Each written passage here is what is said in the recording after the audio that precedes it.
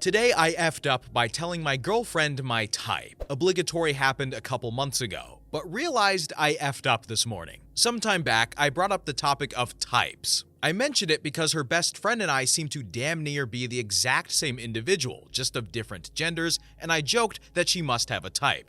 She took it a bit more seriously than I intended and proceeded to tell me she wasn't sure she had a type, but she did like it when men were comfortable with expressing femininity, and that she thought tattoos were cool. Then she asked me my type, and I told her that generally it's been curvy blondes with long hair, big chests, and blue eyes. She lightly teased me for having basic tastes, and we moved on. The past couple of months, she's been asking for constant reassurance, asking if I'm sure I like her immediately after moments of intimacy, asking if I find her attractive, etc. She also stopped coming with me to the gym, which was strange because she loves weightlifting and has lost a lot of her muscular tone.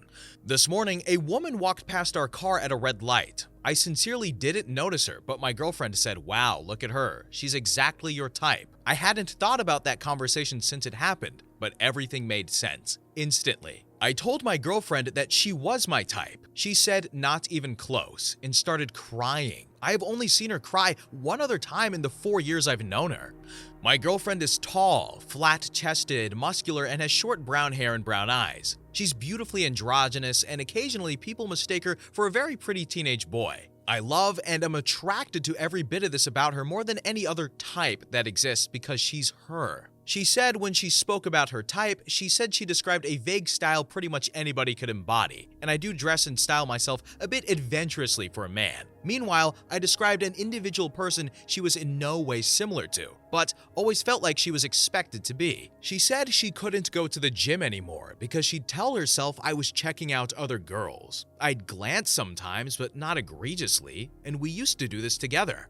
And now all she could think about was how unlike my ideal she was. That one throwaway conversation has been eating away at and completely wrecked her self-esteem for months, and I only just realized. Looking back, she definitely did try to bring it up once before early on, and I brushed it off with, "You're perfect for me, baby. Don't worry about stupid stuff," not understanding how bad she was feeling. So yeah, I feel like I effed up. Not sure what to do about it. Oh my goodness. I bet you, when I was reading this story, I was probably thinking that in some alternate universe, there's a version where she made that post, where she said, "My boyfriend said this, and I don't know how to feel about it. This guy screwed up." Gentlemen, let this be an example for those of you aspiring to be in a relationship or are in a relationship. Don't do what this guy said, because you messed up. You know what type you have? You have the type of your partner. That's your type. All right, next story. Story number 2. How do I, 28F, move forward from a disappointing proposal from my fiancé, M27? My fiancé and I have been together for 8 years. As a whole, we have a great stable relationship, but I can't move past my constant disappointment from his proposal. I didn't receive a "this is why I love you" speech or a grand gesture of asking me to marry him. He never even got down on one knee. Not that it's the end of the world, but it's just painting the picture. It was the last day of our camping trip that I really thought he was going to propose during. That evening, he only wanted to go fishing, so I sat in my kayak probably 7 feet away and cried to myself for over an hour that it wasn't going to happen since he didn't propose at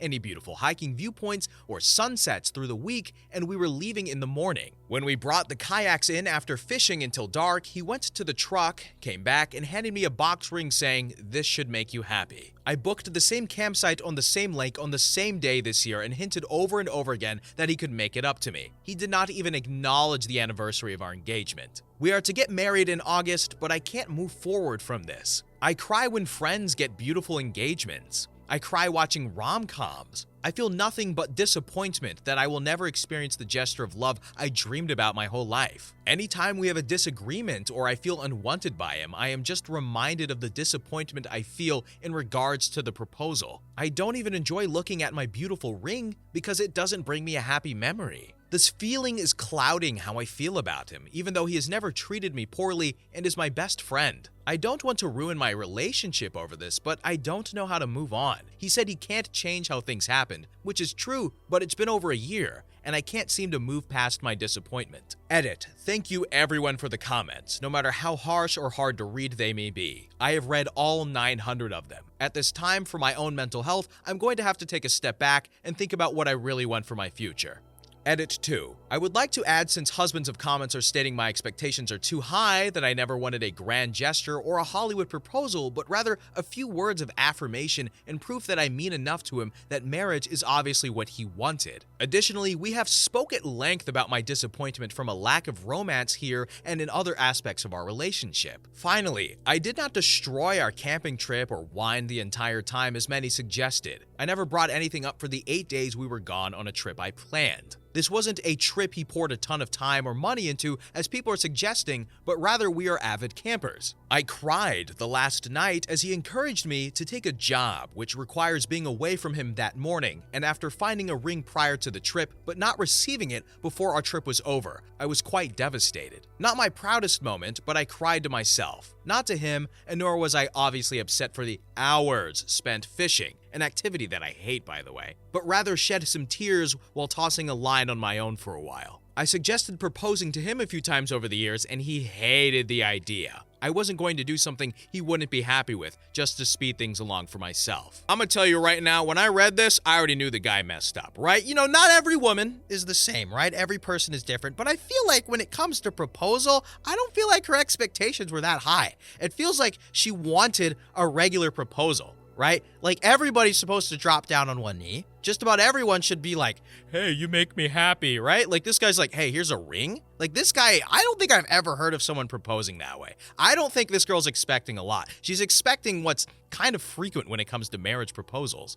Anyway, that's just me though. Next story. Story number 3. My M27 wife, F26, crossed the only line I ever set with her. How can I forgive her? My wife and I have known each other for 10 years and got married in 2018. We have very different lifestyles. She's a very devout Mormon and I am not religious. But we found some way to make it work. It was a hard road, but there are some challenges still, but we love each other very much. She has never met my biological mother. My parents were divorced long before I met her, and I broke contact with my mom after I turned 18. My mom was extremely abusive towards me growing up. She physically abused me and my sister on the regular and tried to frame it on my father. She was able to manipulate a doctor to give me multiple medications growing up, and she'd steal the meds. Her dirt boyfriend also tried to be abusive to me too. I cut my losses and cut all contact with my mother and her family. So did my sister. My parents, dad and stepmom, didn't approve of my wife at first because of her religion, but they get along now. When my wife asked me when she'd meet my mom, I told her she never would. She's a violent and terrible woman, and she has no place in my life,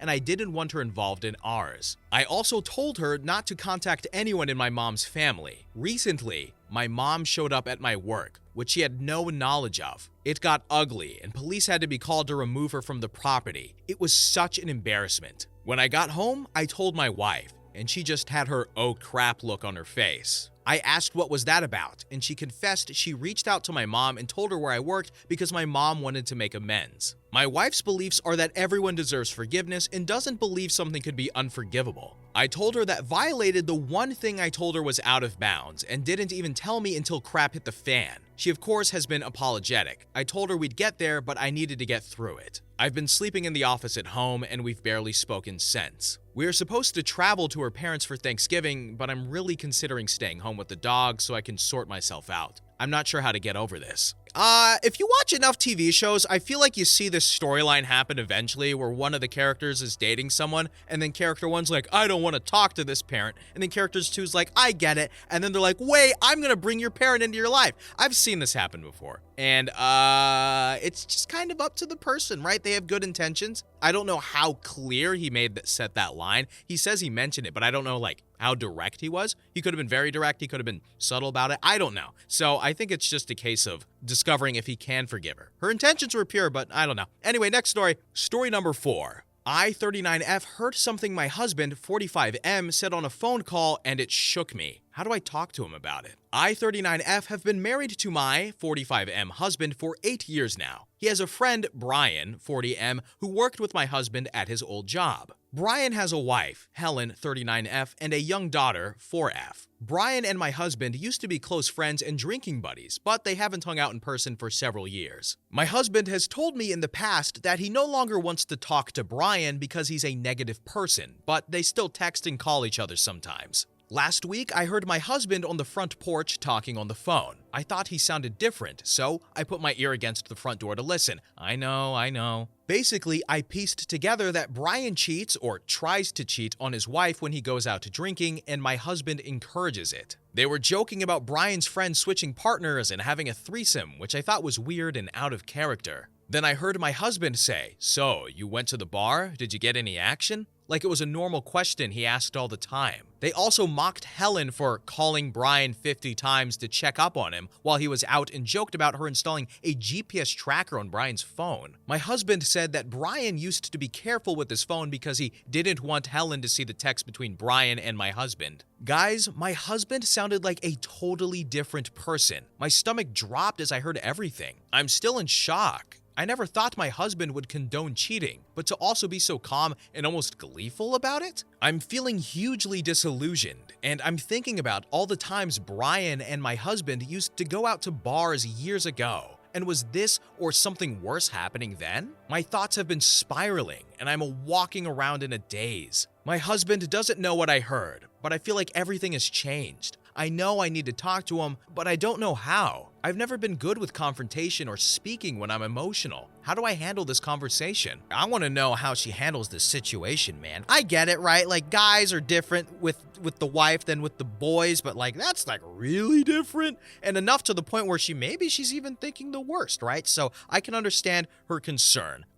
She's got to find a way to kind of overcome that emotional problem she's got and confront the guy, or otherwise that might eat her up from the inside. Okay, next story. Story number 5. My 20F parents, 51M, 45F, are telling me not to come home for Thanksgiving break because I went to a debate tournament. I'm in college right now, and I live away as I dorm. I'm also in my college's debate team, and this weekend we had a debate tournament at school a couple hours away from us. I actually live in the same city as where the debate tournament was taking place.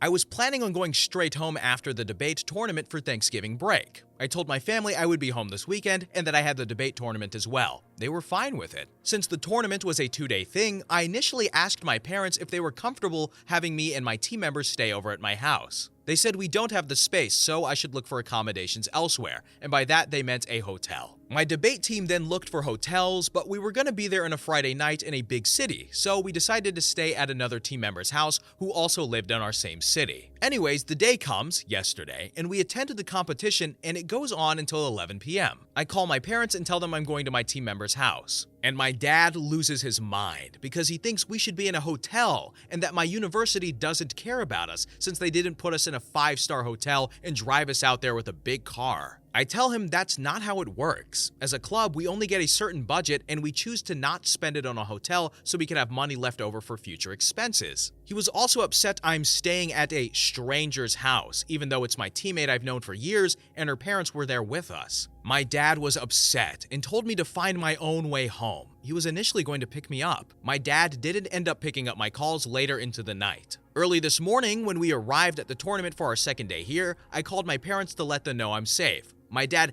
angrily told me to quit the debate team and this would be my final tournament. I told him no, I won't be doing that and that I didn't do anything wrong last night anyways. In the end, he told me to just go back to my college and not to bother coming home for Thanksgiving. I'm still at the tournament right now and we leave in a few hours. How do I better communicate with my parents on the issue, and should I just spend Thanksgiving break at school? Sounds like a conversation I would have had with my dad at some point in my life. Oh my goodness. I would say, at least how I would have approached it, I know my dad. I would have been like, I'd be like, all right, look. I'd throw one last Hail Mary and be like, can I come over? So that we can talk about this in person, because I hate resolving things over the phone or text. And if not, well then I guess you'd unfortunately, or I would have to unfortunately, spend Thanksgiving by myself. Then once dad gets off of his stupid period and arguing about something that doesn't matter, then I would be like, Dad, what was that about? What's going on, Dad? We need to talk about you. Huh? Is there something deeper going on? Dad, do you need therapy? Dad, what's up? Talk to me. It's me, your son, Dad. Don't you remember me? Okay, next story. Story number 6. I, 28M, told my parents, 51F and 50M, and siblings the truth. I think I broke them. Throwaway account for reasons that will be explained below. I, 28M, had dinner over at my parents' house a week ago. At some point during the night, my mother started questioning me as to why I kicked my sister,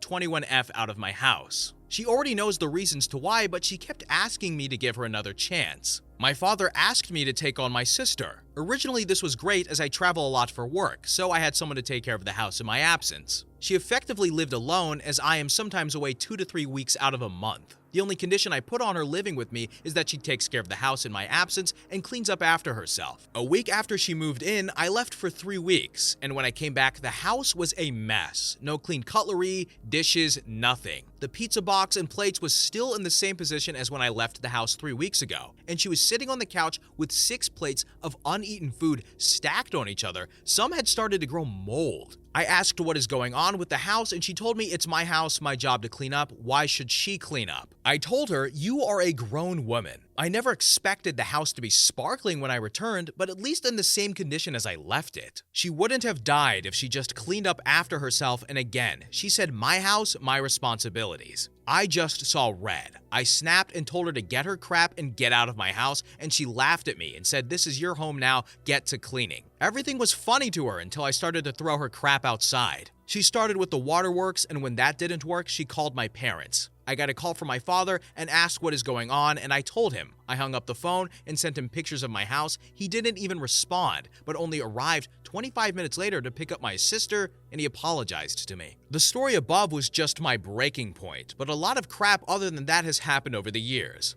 I am always the last resort. Any issues someone has, they come to me. If someone needs money, I'm the one they call. If they need a place to stay, they show up at my house. They need help with something, I'm the one. I have always had to sit on the back burner and just be the support for everyone in their times of need. And when I needed them, they weren't there, and I was told to be a man and sort it out. My parents have been great parents to my younger siblings, 4 kids in total. They have all stayed with me in the past as well as rent-free with no contributions at all. I didn't have a childhood. I became the 3rd parent in the household. Everything regarding my siblings fell onto me. If I have to write everything I've done or been through for my siblings and parents, I will be writing this post for days. I don't really blame my parents, as circumstances were a lot different from when I was a child to my siblings. But the difference in the way we were all raised is evident. My siblings are entitled pieces of crap, to mud it nicely, and the world has to bend to their wants. After my mom's constant questions, I snapped when she said I'm being heartless.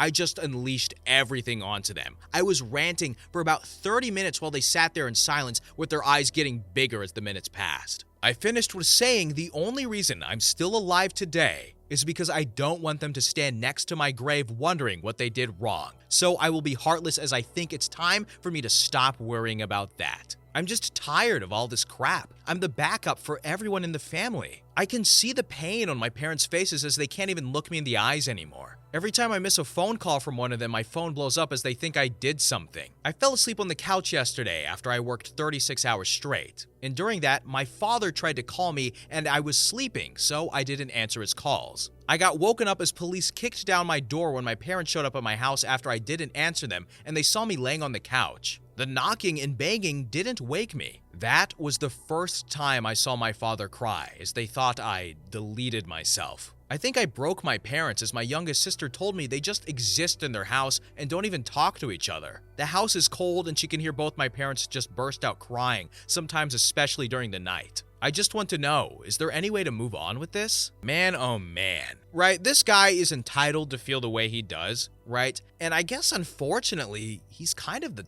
tie that binds the family together, right? It seems like they're so reliant on him, like his younger siblings and the parents are so reliant on this guy that without him in the center, I guess it falls apart. It's not fair, but it seems to be what happens, and I guess the parents are now realizing that, oh man, we're kind of responsible for this, aren't we? I don't know how you proceed with that. It's kind of up to him, but again, even if he stays away from his family, he's probably going to have guilt, because it's not like the family isn't working without him, so I don't know, man. That's a tough one. That is a tough one. Even if he does what he wants, I don't feel like he's going to get it the way he wants it. Okay, I'm done. Thank you for listening. Bye, everybody.